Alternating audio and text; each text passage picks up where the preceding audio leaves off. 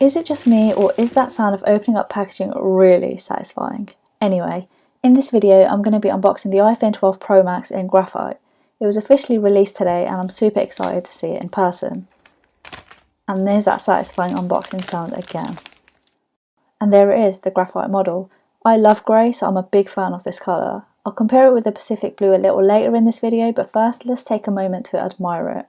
Oh actually, but first let's get this off. It's a real beauty, and that's all down to its boxy shape and of course the colour too.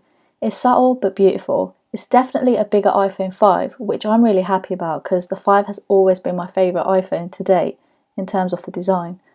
So I'm glad that's been integrated into the 12. As you can see, the sides are definitely going to be catching a lot of fingerprints, but it looks sleek still. And you'll probably have noticed that the SIM ejector has now been moved to the left side, leaving the power button on its own. It feels really good in the hand too, and I said this in my last video about the iPhone 12 Pro, but the new boxy design really makes it feel a lot more grippy, so you can be sure that you'll have a good grip of it. And you no longer have to lean your phone against something or hold it when you're on a video call thanks to the flat bottom, which makes the iPhone 12 Pro Max stand perfectly still on a flat surface. It's the small things. And yeah, there's still no USB-C on the iPhone, so you can still use your old iPhone charger. The box only comes with a USB-C cable, so if you want to use it, you'll need to source your own USB-C power adapter. But as I said, you can still use your old iPhone charger because the 12 Pro Max is still rocking that lightning port. The box also comes with a SIM ejector, a bit of info, and the traditional Apple sticker.